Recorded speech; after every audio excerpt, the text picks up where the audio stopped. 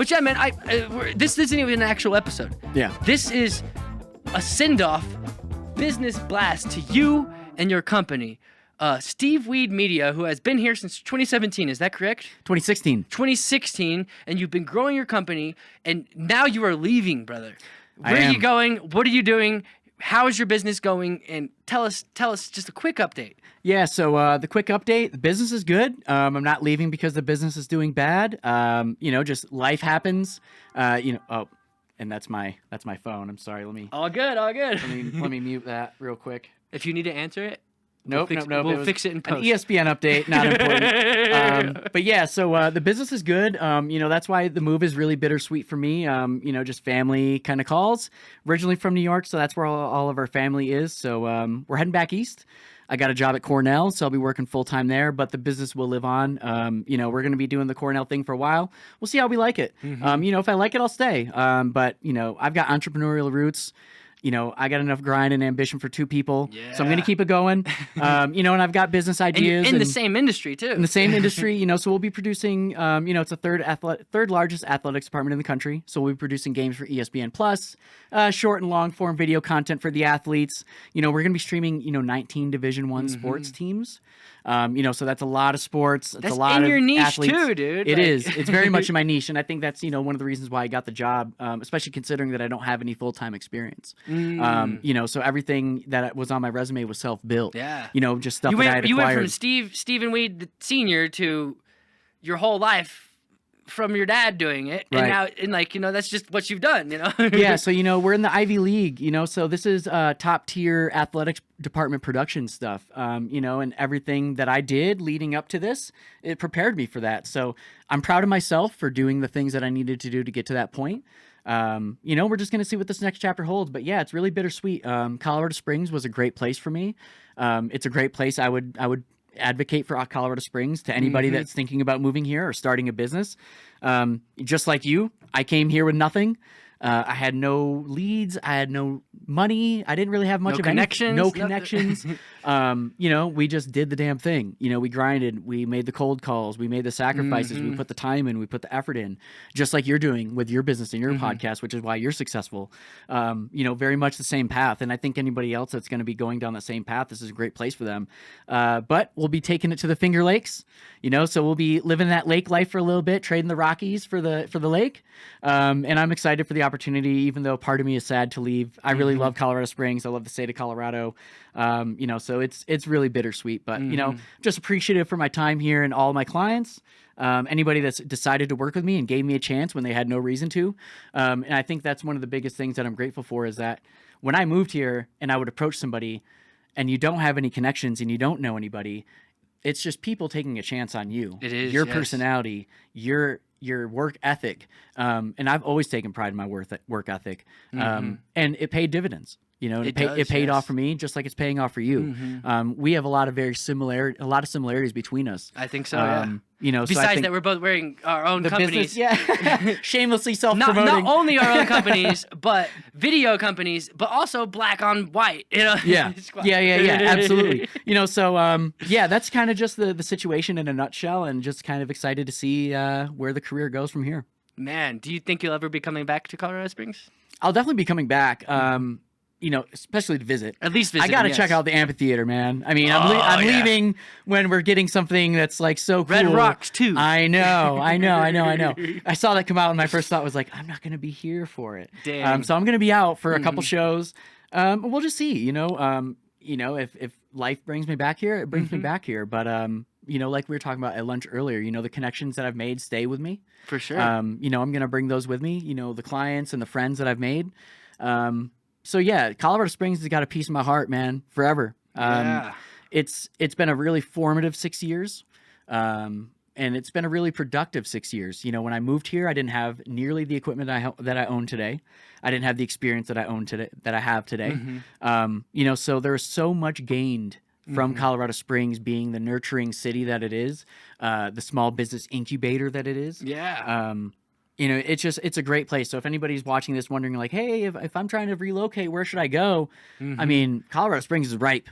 It is For ripe sure. for the picking, man. And the And if pie you're is big watching enough. this with that mindset, you're probably already thinking that. So I would give Colorado Springs a look, man. I mean, you know, the weather's great, the atmosphere is great. Yeah, you're getting some growing pains. You know, I mean, it's going to come, but with growth comes opportunity. It's You a know, beautiful city. the opportunities that we have is because of the growth of the city. You know, it's you know, you make your own luck, but you got to have a city that can support you know, X amount of videographers and X amount of video production companies, and have sports teams and live stream capabilities and all of that. You know, so Colorado Springs is really perfect. If anybody's thinking, man, I mean, Yeah. that's why it's sad to leave. You know, Yeah. and Ithaca's gonna be great. I'm really looking forward to it, but it's just the unknown. You know, it's uncertainty. It's life. It's just a part of life. Yeah, and that word Ithaca. When I know that word, what does that come from? Boy, I'd have to look up the actual meaning, but I think it goes back to something like Roman related. Right, it feels really feels Roman, right? Roman Yeah. related. I could be Ithaca. wrong. I don't know for it's sure. probably just Roman, you know. It's in our blood. Now a word from our sponsors. Power Toolsafe is revolutionizing tool tracking and protection for everybody. With Power Toolsafe, you can protect the equipment that keeps your business running. Go to powertoolsafe.com and start your new account now and register up to $10,000 in tools for free. Planet Duct offers astronomical air duct cleaning with the most powerful vacuum trucks in Colorado. They have taken air duct cleaning to a new intergalactic level that is far more powerful and proactive than any on the market in El Paso County or Southern Colorado. Reach out to Planet Duct for any of your air duct cleaning needs. Recon Marketing is the fastest growing social media agency in Colorado. Recon focuses on becoming an extension of your business while providing social media management, review management, and digital marketing. Recon Marketing, putting you on the radar. Yeah. But yeah, man, that's really cool, and like that's funny because I know you're into skateboarding, and I know you like skateboarding stuff. And when you say make your own luck, all I can think of is Rob Dyrdek's Twitter page. His bio was "Make your own luck." You make your own luck. Yeah. Forever. It might still be like Could and Yeah. yeah, I mean, it's such a pertinent statement. You know, the people that put in the work will eventually get it paid off. You know, and every time that I thought that my end was coming, I kept going, and then a new peak came. You know, and it's like just when you think your valley's in, and it's like this is the end for me. Work slowed up. You know, winters were brutal. We lasted through the pandemic. You know how many established businesses got wiped out, and we made it. You know, that in and of itself is something to be proud of. Yeah. You know, so you know And what's those are the crazy things is, that I like, gauge it on. It's mindset too. Yeah, It's like those 100%. It's possibly those businesses could have made it, but wherever they were in their life, it didn't work Yeah. and it didn't make sense. And maybe they were ready to move on. It's like a business failing doesn't mean failure. It means everything you've done is what you've accomplished is success in itself, but it means you're ready to move on to the next point. I think. Yeah. Maybe. I think it's more than just like failure isn't failure. It just sounds very backwards and millennial to think. Yeah. I'm not talking about like participation trophies. I'm talking about failure can be failure if you want it to be. It doesn't have to be. Yeah. It can be lessons. It can be things you've learned, things you've taken out of that. It could be people. It could be more like I don't know. You always learn more from your mistakes than your successes. Yes. You know, every time I've done a successful shoot, nobody's coming to me and saying, well, hey, it was a great shoot. You know, and the takeaways from that aren't like when you forget to hit record or you forget an SD card or you didn't white balance. These things where the next time you go set up a camera, you're like, white balance, SD card, recording, Yes. audio check. Because the last time you did that, you screwed up. You know, so the mistakes are always what you learn from. You know, you learn it. You don't learn until you get burned. You know, that kind of mentality. You know, so again, with the growing pains of doing your own thing and navigating this economy and business ownership and all that, it's something to keep in mind, and it's something to be grateful for when you have clients that will work with you even though you make mistakes. I mean, I'm my own worst critic. You know, don't lose sleep, but like, you know, the phrase is like you lose sleep over it. You know, I lose sleep over you know, making bad cuts. You know, making simple mistakes with audio, you know, where my clients don't even care. They're like, you know, the video was great. But like, to me, I'm like, nah, I screwed up. Oh, 100%. And that stuff sticks with me. And I think that resonates with the people that hire me, that want to hire me full time, you know, and that's what I'm excited for Cornell is, you know, to be able to get some really polished experience with a company and an organization that's going to want more from me than what I've been able to expect from myself. Yeah. You know, because you're in the same boat. We're one-man bands. You know, you're only going to progress as far as you're going to push yourself. And I'm wanting to grow out of that, actually. I'm not wanting to be a one-man band. And I don't think anybody does. I don't want my business to be noticed as that. And this is something that I've learned recently. It's bigger than that. And that's the hardest part, man, that's the reason why most small businesses are actually 1 to 2 employees, is because I think it's really hard to really let go of that trust in your business. That's one aspect of it, but it's not even that to be honest, because I could tell myself that all day. It's actually just going out and getting uncomfortable. That's what it is. And I did that when I started my business, and now I'm realizing I need to do that when I'm growing my business. And it's hard. There's a financial aspect to it. I mean, to add people on, you're taking a pay cut. Yeah, I paid someone $300 last month who was supposed to be a specific, like an employee that was for 1 week of work, who was going to be an employee that was going to be steady on, and I ended up paying them because I didn't have my system set up. I ended up paying them. They weren't really performing how they should, and that's my fault because I didn't have them prepared. So I paid them. I basically threw that money away. And not only that, I threw that week of time away when I needed it the most. Yeah. So there goes money, there goes time. The time was actually way more important than the money because now I'm weeks behind on 3 different client projects because I'm here juggling multiple client projects, and then I try to train someone for a week. That's all my focus is on, and then there goes that week. And that, I think, is the balance and the struggle that most small businesses go through when they're trying to grow, or they don't grow, stagnate, or fail because they don't do that. And I think that's it. Time is the most valuable commodity we have, whether it's personal, you know, aspect or business. But that just goes right back to the, you know, you learn from your mistakes. When you go back I paid for that lesson. Well, you paid for the lesson, but like when you go to hire the new guy the next time, you're gonna have that lesson in your back pocket. I'm gonna have those systems built up, ready for them. 100%. You know, so you know, like you said, you know, you can't look at that as like I lost the money. It's like you paid for a lesson. I did. You paid for a business lesson. It was a good lesson. That's valuable. It was really valuable. It could have been more than 300. You know, you could have lost more than that, and you didn't lose it. You know, you spent it to learn a lesson. Yes. I learned a lot, so much. Well, and you know, and that's the only way to look at it, because if you look at the monetary loss, you'll eat yourself up and you'll beat yourself up and you'll be, you know, angry at yourself, and you know, your mind doesn't realize when you're just beating yourself up or like it's actually deserved. You know. Yes.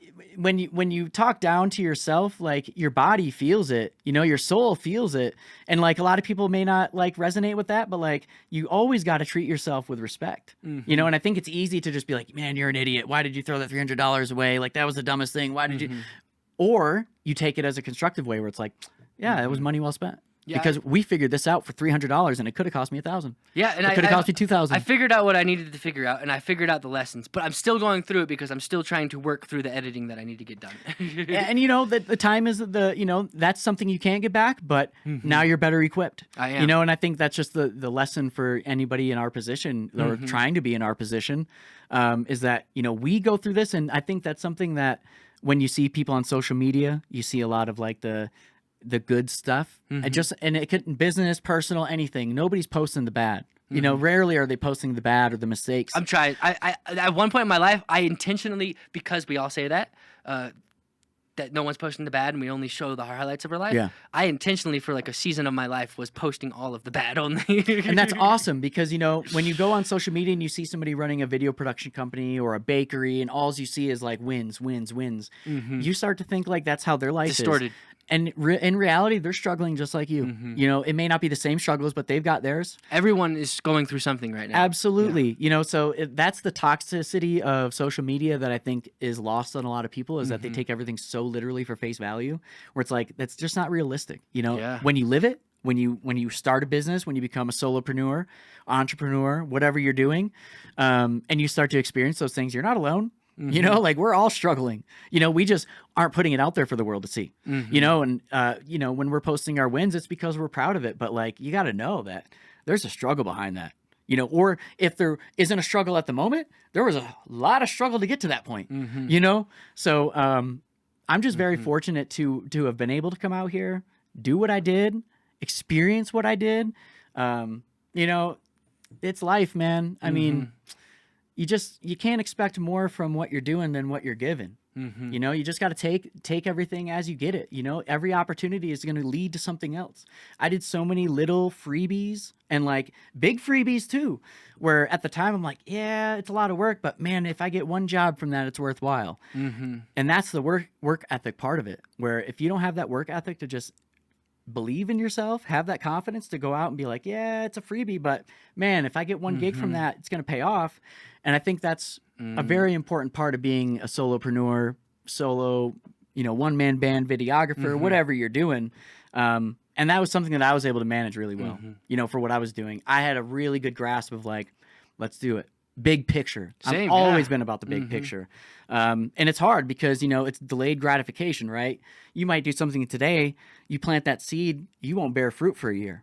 But I've had so many jobs and gigs come up from people that I did something for free a year ago or 2 years ago that later on they're like, oh yeah, that Steve Weed guy, like he does video. He did this thing for free for us one time. Like, let's give him a call. And I don't even think it's their line of thinking is that he did this for free. It's just a line of thinking that they inherently trust no one like you. Exactly. That's it. They're not even thinking, oh, he did this for free. They're just thinking, oh, I like this guy. I trust this guy. He did a good job last time. They're not even worried about the free. They're just like, I know this guy and there's value there and I want to pay him, you know? No, I think that's great. I think that's a really good assessment. You know, so yeah, all in all, man, I mean, it's bittersweet for me, you know, to have to leave the Springs, but yeah, I'm excited. Yeah, man. I mean, this could be a whole podcast episode. It basically already is at this point. It's 20 minutes long. But yeah, this has been great, man. And like, I wanted to make sure that we got you on the show, and I wanted to do like a business send-off for you. I know we could go down and talk about other stuff, but like we both have I got editing, I got things, I got people, I got footage to receive from other people, and I know you got packing. There's a couple things while you were talking that I wanted to lean in on. Cool. But if we do, it's going to take more time. All good, man. All good. Yeah. So, you know, to wrap it up, I just want to thank you, you know, for your friendship, for all the help you've given me on my gigs. You know, I've been able to hire you out for a few jobs. You've always done a great job. You know, I would recommend you to anybody, any of my clients. You know, so I just want to thank you for your commitment, you know, your dedication to the Colorado Springs community, your love for video production and always progressing, always improving, always being a good person. We need more people like you in the world. You know, so I just want to thank you for the time to come on a second time. This was an impromptu for anybody watching. You know, we had lunch and I just said, you know, man, I wish I could have had the time to get on one more time. And even though you had just gotten done telling me that you're so busy, you offered to bring me on. No, for you know, sure. So man. I appreciate it. You know, and this is something that I'm not going to forget. You know, and it's going to be a lifelong friendship and hopefully a lifelong partnership. That I think so you know, too, man. when you need something, you can always call me, and vice versa. You know, when I need something, I'll lean on you. But yeah, I just really appreciate it. Just can't thank you enough for the time. 100%, man. And what's actually kind of funny is I had already planned and wanted to do this, so it worked out perfectly. Yeah, hell yeah, man. I can't thank you enough, man. Thank you so much. Well, sweet. All right. Well, this isn't the podcast episode, but we'll see you on the next one. No, it is the podcast episode. I think we might release this as an episode. Hey, I mean, Steve Weed Volume 2, not Volume 2, Episode 2. whatever you decide to do, it's cool with me, man. You know, Yeah. at this point, I'm just grateful to be on, have a little send off, and you know, a little recognition. You know, it's a very thankless position that we find ourselves in as, you know, small business owners, especially in the videography world. You know, no news is good news. You know, it's like when you have a client and you do a project, it's like if you don't hear any bad news, like that means you did a good job. So to have a little bit of recognition, a little send off, it's nice, man. So I appreciate it. No, for sure, man. And like, honestly, since we're already like 20 minutes in, I think this is going to be, it may be released a month later because we have 3 other episodes in the back burner. But I think this might be released as an actual episode. Hey, whatever you decide to do. I kind of want to just release it now before you leave. But we'll see because it is like 3 memory cards. It is like, you know the whole drill. You know, it's like I totally now get that it. I was gonna do it on my phone. If I would have shot it on my phone with one image and no microphones and just made it look like it, I guess. Then I would have been like, we could post it right now. But now that it's like 3 separate memory cards, it's a whole project. Hey, you do you with it, man. Like this is your thing, man. I'm just happy to be here. When it releases, and whatever capacity that it is, it don't matter. For sure, man. Well, I'm glad to have you here, and I'm glad that you were able to come on the show before you left and let people know what's going on with your business. And I love you, man.